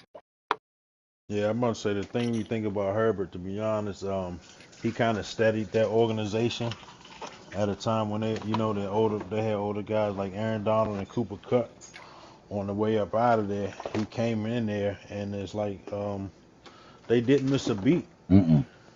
Um, Mm-mm. sheesh. So They did a good job. why they Their develop? scouting department is really, really good over there. What they do for sending guys out to evaluate talent is very, very up there with the elites. And I would say I could argue with them, Snake, that, he's, like I take myself out of that conversation because I do mine through the draft and I control the draft. I make the draft. So I'll take myself out of that conversation and I'll just go with you. And then I think he's second, bro. Him and even the Dolphins GM and scouting team is pretty solid too. But I think Herbert and what they put together over there, Herbert and that coaching staff, Herbert is exactly what you said. He steadies that team. But the type of talent that they go after or they find or they develop themselves, is very special over there, right? It's not big name guys. They just become solid, very good team players that play higher than average level football. They go up to a star level football, not necessarily to the superstar level, but that's good enough when you have a superstar like Justin Herbert. I think we've seen this organization do it time and time again. You know, they traded for Matthew Stafford and drafted Cooper Kupp Hmm. and Puka Nakua. They just did it again. You know, good organizations do things like that. They trade for Justin Herbert, and what they do, they find a little no name kid Finney. Um, man, Yeah, I'm gonna go Herbert number two it's, right now, and then that leaves Dan Marino at number three. And then here's the question: he still got DTR, time. Patrick Mahomes. They are the top five quarterbacks right there. We go Holmes, Mahomes, and DTR. So that makes DTR an elite quarterback in this league right now, in the top five, just quarterbacks right now. When it comes down to diaper dandies at the quarterbacks this year that came out, there's no question that it's either Archer or Najee Israel. So you got motherfucking Robin Hood. You got Robin Hood or Flash. That's right, because Justin Fields is Stroud having a back up terrible there down next year, to huh? Hmm. Stroud is normally up here. Has he been close to up here? Like, oh Stroud, shoot, nah, Stroud got work to do. He Marmar, gotta new come bring hand. it back. Marmar's gone. He's in new hands now. Oh Yeah, gosh. Lamar yards wise, he's up there, but like stat wise, record wise, all that stuff matters. That drop him out of the top Yeah. five. He's been top five every year as a Baltimore Raven, but I think they got to work their way back into that top five for the Falcons right now. But uh, Archer and Najee, the diaper dandies right now. I think Najee is the number one quarterback in the league as far as rookies, and it's because of what he's doing on the ground. You take a look at Sean Archer, man, Robin Hood. When you look at Robin Hood, you look at his stats and what he's doing this year. It's unbelievable what he's doing, right? 76.2 QBR, 3,500, 3,600 yards passing, 26 touchdowns, to 35 interceptions is a little concerning to me, but again, he's a rookie and 42 sacks, 57 completion percentage, right there, close to 60%, which we accept for a rookie, and 10 yards of play, 300 yards a game. That's just as a passer. I see what he does on the running game. He has 33 carries. He averages 7.6 yards a carry. He's only fumbled one time, three touchdowns on the ground as well. So he does do a little bit in the run game. They don't really ask him to run the ball as much, but he can give you hell when it comes down to taking off at 7.6 a pop. Um, he's a gunslinger, bro. Like he's a guy that that could fling the ball. And I think he's going through his rookie shit right now, but he's definitely a guy that need to be talked about as rookie quarterback in the league. I do think it's just between them two. I don't really see another rookie quarterback that we can even argue over there because the Steelers got their guy over there and Ben Roethlisberger, but I think he's the third best quarterback, but I do think Archer is number two when you're just looking at his numbers, right? Then you go down to what Naj Buck doing, and you're looking at good numbers right now, right? One loss team, uh, 119 QBR, 3,245 passing yards, 29 touchdowns, 14 picks. But he's been sacked 44 times, and he has 70% completion percentage right now. 295 yards a game. So when you look at their passing numbers outside of the completion percentage and the touchdown to interception ratio, they kind of even passing yards and yards per game. But then the separation comes. The Najee's almost to 1,000 yards rushing right now with 13 rushing touchdowns. And through those 84 carries, he's only fumbled the ball twice. Um, 84 attempts, 894 yards rushing. He averaging 11 yards a carry with the 13 rushing touchdowns right now. And I think that's what separates him from Archer right now and Ben Roethlisberger. So I look at Najee as the number one rookie quarterback in the league right now. What's your take on that? Shoot, he done came from college and he done bought the runners. They done bought the coaches with him, man. So they doing that. They running the ball in the pros now. Um, you can tell by the rushing TDs and stuff. They created a whole system around them. Hmm.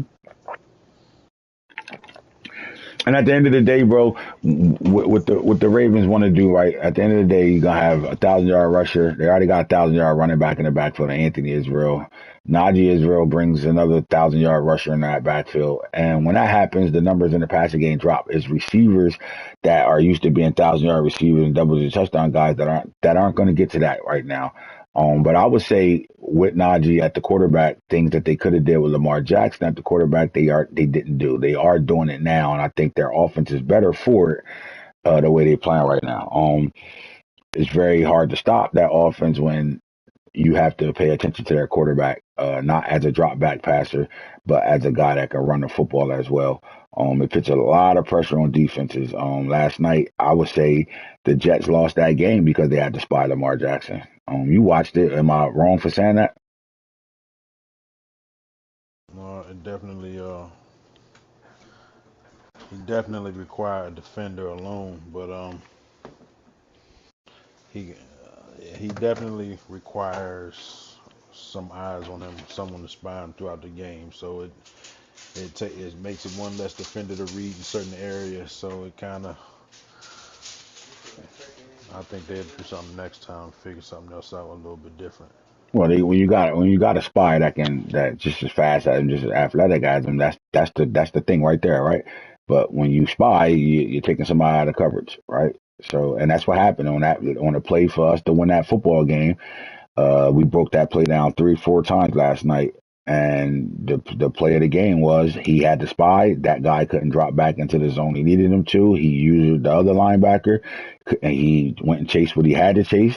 And you had a lane for him to run, or a passing lane that wouldn't have been there if they wasn't spying. Simple as that. And he was able to make the pass, first down, field goal range, game over.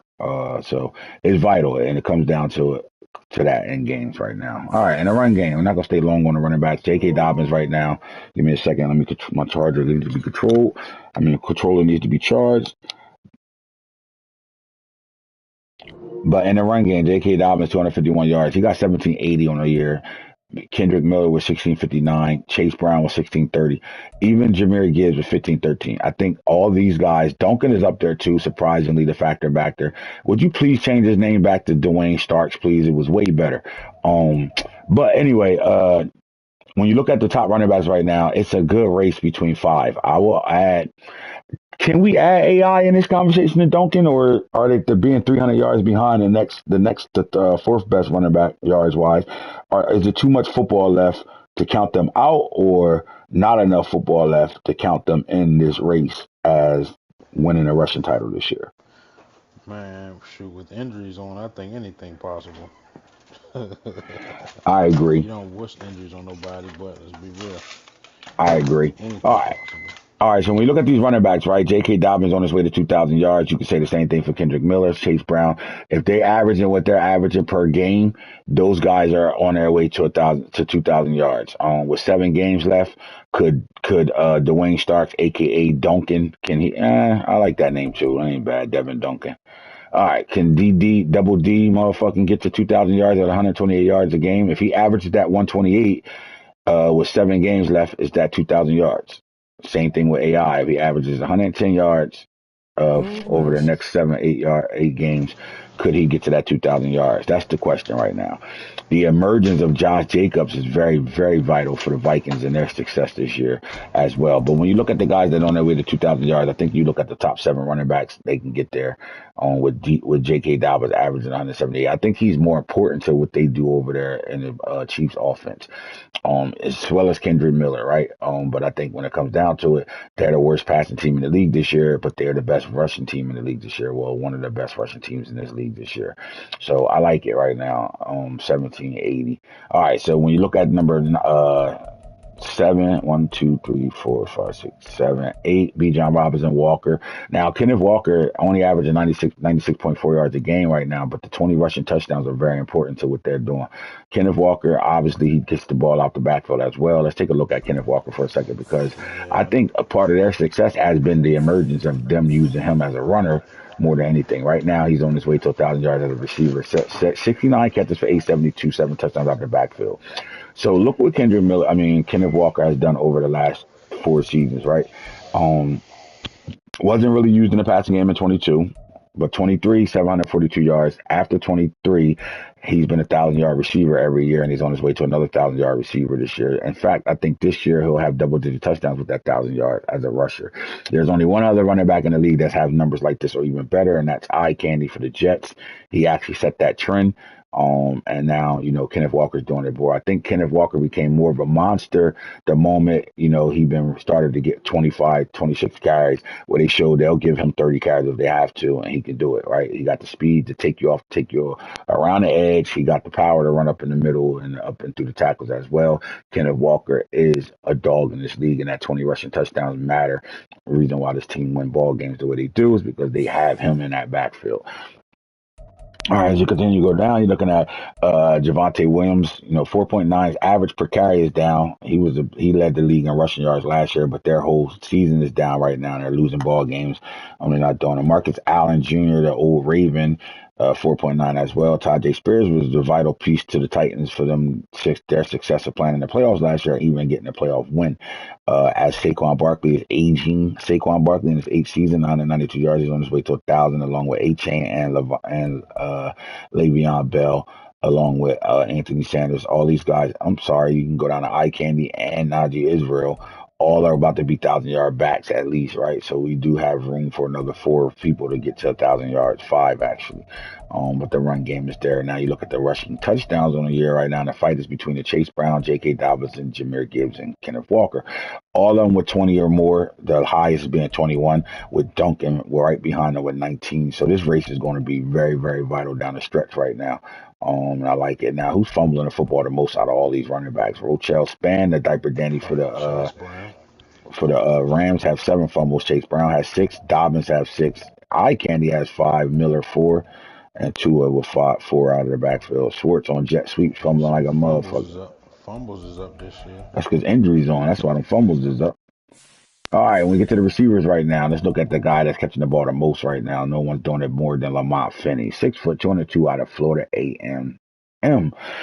HBCU players they matter, bro. Black lives matter, right? Black colleges matter.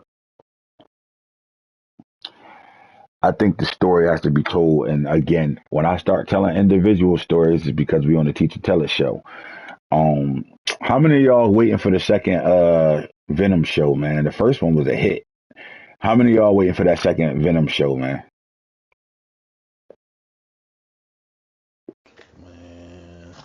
Give me a thumbs up in the chat, in the comment section, if y'all really enjoyed the first Venom episode, the premiere. All right, Lamont Finney, man. This was a guy that was drafted late. Finney goes. Finney goes. Yep. Nah, we're gonna call him Finney Route. Finney Route Finney. Finney Route. No, any route Finney. Any route Finney. Man, this man averages 16 yards to play. He from the 3-0 Finney. 3-0 Finney. He's on the 3-0 Finney. 114 catches right now, man. 18-27. He will be a 2,000-yard receiver, and there's only one more guy in this league that's there.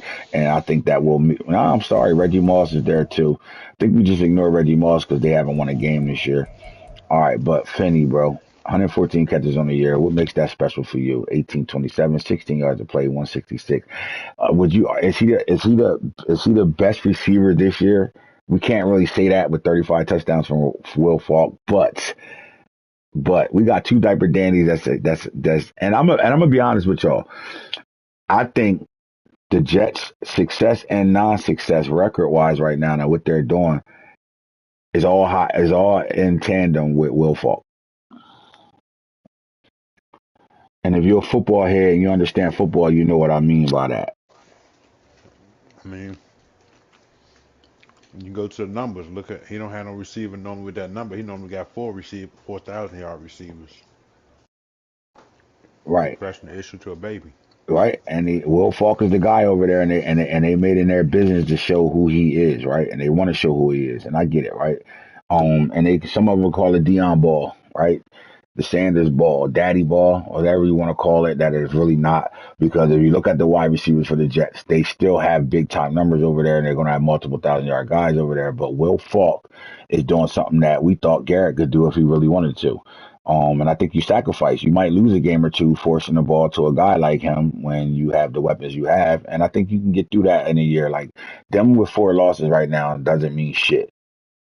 They can get into a playoff game or a Super Bowl game with a nigga and be down by a score and things got to bounce the wrong way, like a nigga do a front flip before he picking the ball off to lose a Super Bowl, or the motherfucker click on a guy in a championship game and he runs all the way out of bounds instead of running to the ball like he asked him to, and I run up the middle for a 30-yard gain. Things like that happens, right? When you that close to a win or a loss, anything can happen. So even though we seeing 82 catches, 2,121 yards, 35 receiving touchdowns, it's not something that we looking at and be like, oh my God, because we just saw Reggie Moss do that last year. The difference between Will Falk and Reggie Moss is Will Falk will be in the playoffs and have a shot to go to a Super Bowl, and Reggie Moss is going to be sitting home for the fourth year, well, for his second year. But you're looking at steady and making a name for themselves. Will Falk is right now is the best receiver in the league, but the argument is if anything goes. Look, man, if anything goes, because I could argue that Finney can be arguably the best wide receiver in the league this year too, even though JSN is down there still doing what JSN does year in and year out. From the 3-0 Finney. From the 3-0 Finney, we are again 3-0 Finney, right? You remember Will Falk is a first round talent. Lamont Finney is a guy that should have been cleaning sneakers at Foot Locker, and then all of a sudden just got a contract. He that type of guy, right? And the Rams seem like they find those Kurt Warners every year. But I just love the numbers right now. 26 touchdowns is nothing to sneeze about. And he's doing that in a division where you barely could catch a football on half those teams over there with the knockouts and KOs running around, right? You got the 49ers, you got the Seahawks, and the Cardinals all got fucking major secondaries over there.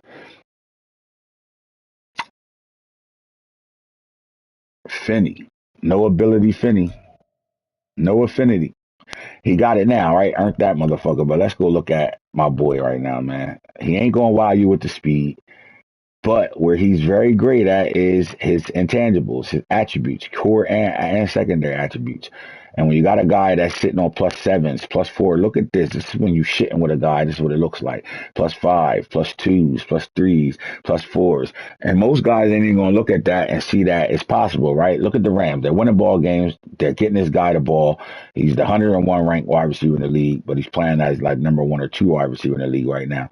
And you look at his attributes and all them green arrows up and all them greens, you're looking at a guy that if you saw that same shit on my rosters, man, he editing his team or something. But this is possible. You play well with a guy, this is what it looks like.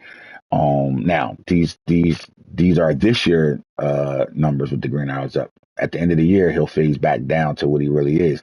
But right now, he looked like one of the best receivers in the league, and he's doing it with a guy that's not one of the fastest receivers in the league. The difference, you look at Will Falk, you're going to look at the size, the speed, the athleticness, all that. He's the number 35th ranked wide receiver in the league right now, but then you look at that speed, a little bit different there, right? But look, when you play that well with him, +5, +2, +4, +4, +6, same thing. Secondary and core attributes are looking like they're explosive. He's sitting on a +5 morale right now. So he read a 97 and his real overall is a 92. These are the difference between first round talent and later round talent, right? The guys are the same players in a sense.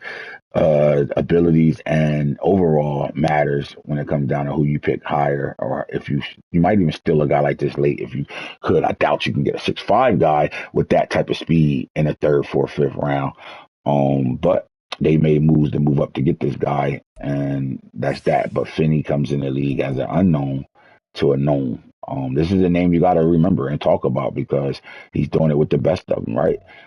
Think about him, Jack Smith-Njigba. Is Finney a slot receiver? Do we have him in the middle of the field all the time? Is he run, or is he their move around guy? I'm quite sure he's their chess piece where he can play outside slot all over the place. Where we know Jackson Smith-Njigba sits in that slot and destroys the slot. And it's still, at the end of the day, he's still the best slot receiver in the league. Nobody took that down, took that throne from him, period. He is who he is. He's been that way since day one, and he's the engine that make that fucking offense go when it comes down to the passing game. But Reggie Moss, 2,000-yard receiver. We're not talking about Reggie Moss, though. We've seen this before. In fact, his numbers are down. Touchdowns are down. Average per play is down. All that. But They 0-10 right now, and that matters to us. So Reggie Moss, although he's still playing great football, his numbers is going to dip because now they don't have a quarterback to throw the ball to They him. ain't got a quarterback, so it's a reconstruction year. Yepers, yepers. How about George Pickens? He goes from Pittsburgh to Denver. And look, man, 51 catches on a year, 1,077 yards on a year. Um,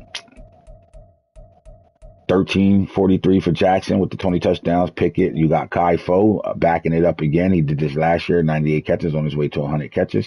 1053, 10.7 to play, 11 touchdowns right now. And then there's the number one pick in the draft, Kenny Winslow. Like, you can't talk about this guy, and the number two pick in the draft right here is Nook Walls. All right, so the number one and number two guys are up here in the top 10 and yards right now. 10. They tie right now, 1041, 1041. The difference is one averaging 24 yards a play. The other one's averaging a bit better than tight end numbers at 17 yards a play right now. Both of them averaging 94.6 yards a game, 14 touchdowns. So you can't tell me the Chargers didn't do a good job and what they picked because they are shitting with him right now. And obviously he's the best tight end in the league this year. Or is he? Or is he?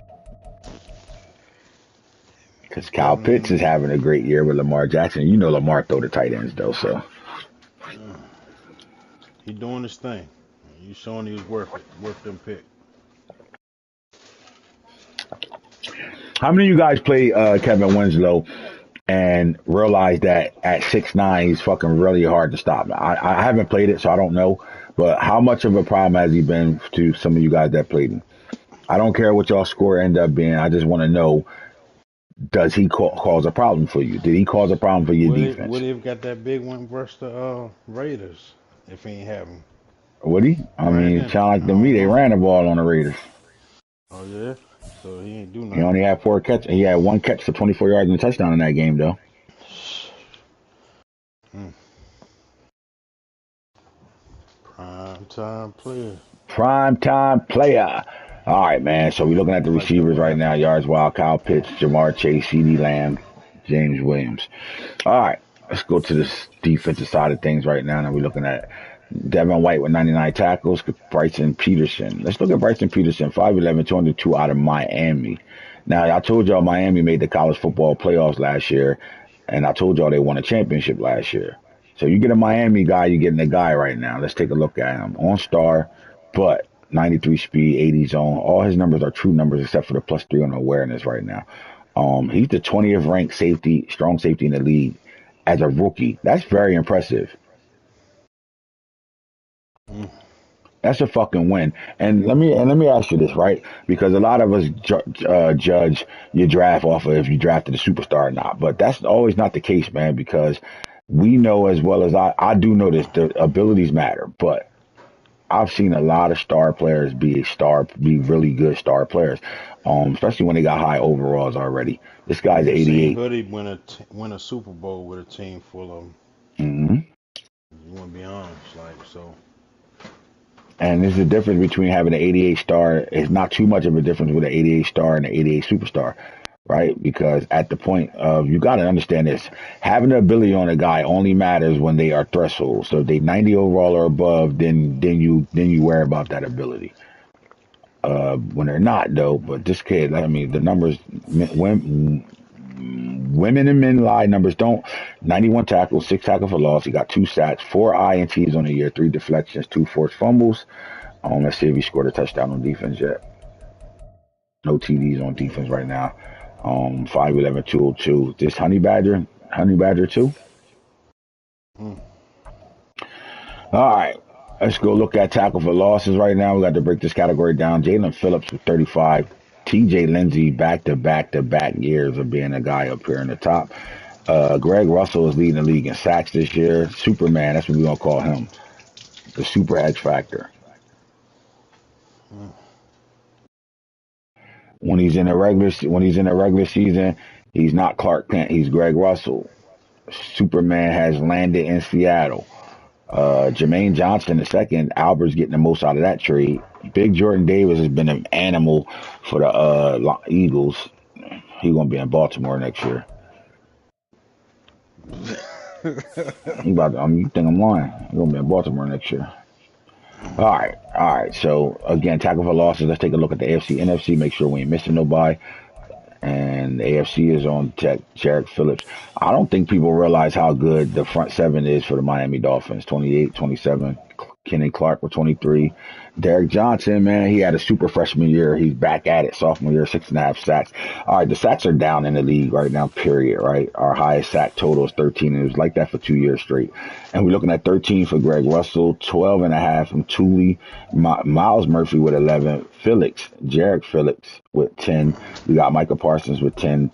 Edward Miller with 10. Now you look at the AFC. Did anything change over here? Murphy, Phillips. All right, nope. Now you look at the NFC. Anybody else had 10? Nope. Everybody's on par. All right, cool. So the sacks right now, 13, 12.5. NFC West are dominating that. INT department, 13 for Bryce Hall, 10 for Deion Sanders, primetime 2. Minka Fitzpatrick with 10, and Cam Smith with 10. Is anybody else? Let's look at AFC. All AFC guys are accounted for. NFC, nobody's with 10, but Steve Atwater. That's who I want to talk about. Steve Atwater. All right. Steve Atwater, the second. All right. 90 overall, true 90 overall right now. Looking like he's going to be rookie of the year over there on defense in the NFC. The secondary for the 49ers are getting very, very good. They're very young, but they're getting very, very good. They are loaded over there with all types of abilities and really good overall players in that secondary over there. When they lost the battle for Patrick Surtain, but they ended up through the draft. All right, we like our defensive numbers right now. Let's look at the Warriors race before we head on out of here after we talk about some of the games that was big. Herbert is number 1, Marino number 2, Will Falk is number 3, Trevor Lawrence is number 4, Najee Israel. I'm about to change his nickname ain't Flash. Let me just stop being fast. We got a name for him when they come up on bit Najee. Buck, let's go. Anyway, Najee Israel number 5 on this list right now. Your top 5, 2 Jets. And then the whole NFC West up here in the building, right? Even Mahomes is up here at 9. 10 is Chase Brown. 8 is Gibbs. Finney is at 7. So Kenneth Walker and Trevor Lawrence, Dan Marino and Will Falk, Justin Herbert and Finney, 3-0 Finney. All right, so you got those teams that got a quarterback on this list also got a receiver on this list with them, except for Mahomes and Najee. All right, Chase Brown and Gibbs rounds off the top 10 MVP race right now. AFC Offensive Player of the Year, Will Falk at 1. Reggie Moss, Devin Duncan, Chase Brown, J.K. Dobbins are your top 5. NFC, you're looking at Finney, 3-0 Finney, Kenneth Walker III, Jackson Smith-Njigba, Jahmyr Gibbs, and Kendrick Miller. Defensive Player of the Year, you're looking at Superman, Greg Russell, the Super X Factor, and Andre Campbell, up and coming Andre Campbell, who was signed for the Vikings as well. Big Jordan Davis and Thule at number 5. AFC, your top 5 defensive players are Bryce Hall, Minka Fitzpatrick, Cam Smith, Prime Time, Will McDonald, all of your top 5 right there. Looking at Offensive Rookie of the Year, Will Falk, Najee, Buck Israel, Nook Walls, DJ Boykins, the normal fastest tight end, rookie tight end in the league, Kevin Winslow. And that's funny because, look, Kevin Winslow is number 5 on this rookie list, and DJ Boykins, the kid that nobody would have even expected to get drafted where he got drafted, but he got drafted in the first round. And who's playing better football, the number 1 pick or the number 23 pick? Rob definitely using them in that in the system over there. And that's my thing, man. Like when you get a weapon They like this, play different roles yeah, but when you get a in weapon the like system. this, it should help your quarterback. And Rob definitely got a guy that, helps him stretch the seam, no homo. He can run any route for him and all that. Only thing he lacks is an ability, to be honest with you. But I don't think your tight end needs that ability. I think all the abilities you could put on that tight end really doesn't matter. Now that guys aren't only going to better call one play once, that means you're going to see a lot more man being called, and then now the abilities work. So it's always a rhyme and a reason to why I do things. All right, not necessarily have to be because I'm mad at something and I like that. I get tired of hearing the same shit over and over again, so we make adjustments. And then those adjustments, play calling changes a little bit defensively because you only can call it once. Well, yes, you can go in 5 different sets, 25 different formations to call cover 3. We understand that, right? And you'll see the effect to it if you don't think it will be. It will be an effect to that. But it'll stop people from being in the same shit over and over again. The way you play the game is going to change a little bit. If you don't think so, then you're just not paying attention. Anyway, but with DJ Boykin, I say that because I don't think the ability matters in play calling right now. I think they understand who they have and what they're using for. I think, he's a weapon twice because he can stretch the field, which opens up everything else. And that's what they like to do down there. Get you up the field while they hitting you with little shit that can be run after the catch experience with them. I think TJ brings both of that to the table. He can make you have to play deep, have to respect him, and he can tear you up underneath with that. So I like DJ Boykins. I think he's a problem, and I do think that's the argument. Who's the best tight end out of that rookie class? Is it DJ or Kevin Winslow? All right, Deuce Page, the speedster for the Titans, becomes their number one receiver over there. You got Andrew Clayton. I think he's a tight end for the Miami Dolphins, and then Eugene Jarvis, the running back for the Cleveland Browns. What I will say is this: the Browns have drafted guys to replace guys that they needed, and they did a good job at that. Eugene Jarvis will be the next running back up when Nick Chubb is phased out. But the motherfucking auto, this the auto sub. That's what I'm calling him. Russ Auto Sub or Russ Sub Auto. We're gonna call him Sub Zero is what we're gonna call him. This man is a fucking problem, bro. I mean, he was that fullback. I couldn't stop that. He was that tight end. He was that slot receiver. I mean, he was all over the place, and he's special for them. Von Fo, the running back over there, the most gangster running back in the league. All right, Finney 03, 30 Finney, D Saunders, he's a dog. Rendretti for the Eagles, the wide receiver. You got Martin Chambers, tight end for the Saints. Rachel Spain, another HBCU running back. Abdul Acosta, number 8 overall pick in the second round. Speed Demon. You got Ashley Lane, that's the Swiss Army Life we told y'all about. Michael Childress, that tight end. Tommy Smith, the running back, top 10 pick. And then Daniel Russell for the Bears are your top rookies right now. Defensive rookies, Steve Atwater. You got Taylor Kennedy. You got Bryson Peterson, who we spoke about. TJ Red for the Giants at safety. Meredith, the linebacker for the Giants. You got the Italian at corner. You also got Alden Smith coming off the edge. Noah Children, that linebacker. You got Ty Lair, another dog for the Vikings that's helping them in their season right now. And then Nick McFadden for the Lions are your top 10. AFC, you're looking at your top 10 defensive players. Rookies, Cornell Lake, Steelers. Chris Chester Keenan for the Patriots. Devin Bomber for the Chargers. Jason Kidd in the middle, not the point guard. This is the D tackle. Haynes Holloway, the other D tackle that came out of this draft, one of the top 5 D tackles in the draft, and that's Haynes Holloway for the Jets. Dev Burns, that cornerback, another white boy out there, or light skin, whatever you want to call him, Matthew Burner. It's funny that Dev Burns got a real name and not a gangster. Matthew Porter, yes, sir. Patriots, Vince Hitchings. I don't know if this is a linebacker or a D lineman, but the Raiders got themselves a rookie. And then Jalen Gore, man. Remember, it was 6'3", 6'3". It was 6'4", 6'4", 6'3" in this draft at the cornerback position. They got the 6'3" dog. Jalen Gore, man, he's another piece that give you a problem in that slot. And then Quentin Hopkins over there for the Dolphins. The Dolphins got a that's the word I'm trying to say, of rookies that are stepping up for them this year. That's the way to use your roster. Simple as that. All right, best quarterback in the AFC, Dan Marino at number 2, Najee Israel, Naj Buck, DTR, Jada Styles, and CJ Stroud. Way to bring back that legacy name, and Jada Styles like it. That's your top 5. AFC, NFC. Now quarterbacks over in the NFC, Herbert, Lawrence, Mahomes, Braxton, and Justin Fields. Although I think Childs will move up this list a little bit. Before it's all said and done. Best running backs in the NFC, Kenneth Walker, Jahmyr Gibbs, Kendry Miller, Bijan Robinson, and Marcus Allen Jr. Number 5. AFC best running backs are as follow: J.K. Dobbins, Chase Brown, Devin Duncan, Devin A-Chain, Anthony Israel. Keep a lookout for Israel Abakananda. Keep a lookout for him. Just telling you right now, keep a lookout for him. Best wide receivers: Will Falk, Reggie Moss, Nook Walls, Jamar Chase, Kai Fo are your top 5 in the AFC. The NFC as follow: Lamont Finney, Jackson Jigba, Jameson Williams, Jordan Addison, and then D Saunders, the diaper dandy, the top 5 right there.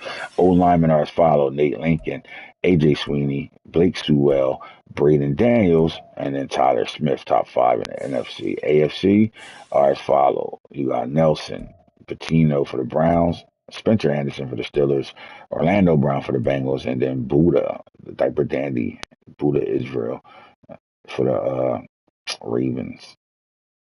All right. Best D lineman in the AFC, Jermaine Johnson the second.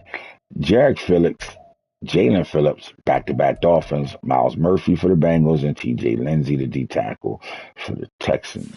NFC, Superman, the Super X Factor, Greg Russell, Big Jordan Davis, Micah Parsons, Edward Miller, and you got Sam Williams, your top five.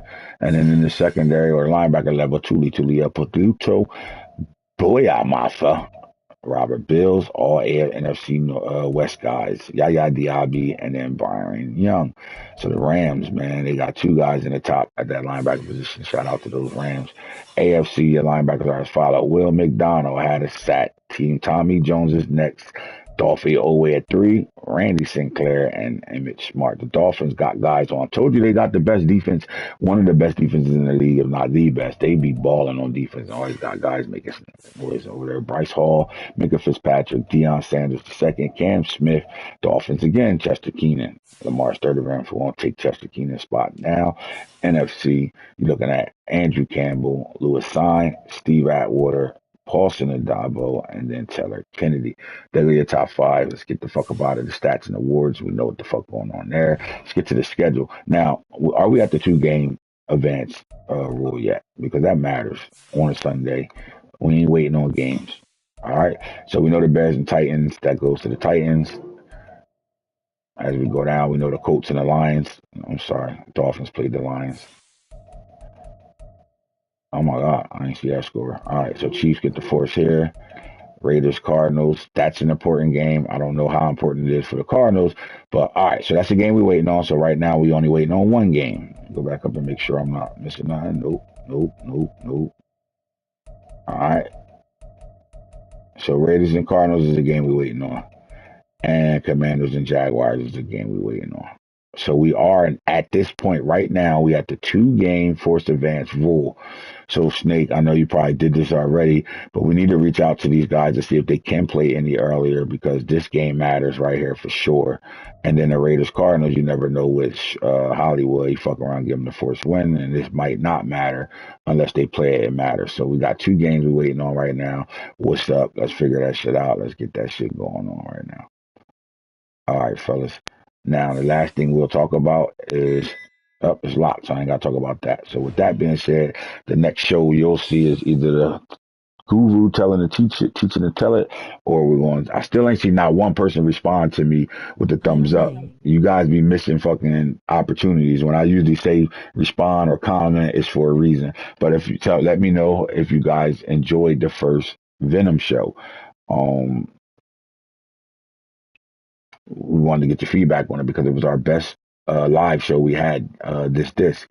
We ended up with 37 guys watching, 27 at one point, all at the same time watching the show, and that was like one of the most actively watched shows we had. So with that being said, and here's the franchise guru. You already know how we do it. Holla at you when we holla at y'all on the flip side of things. I was a handoff, but I was the main commentator.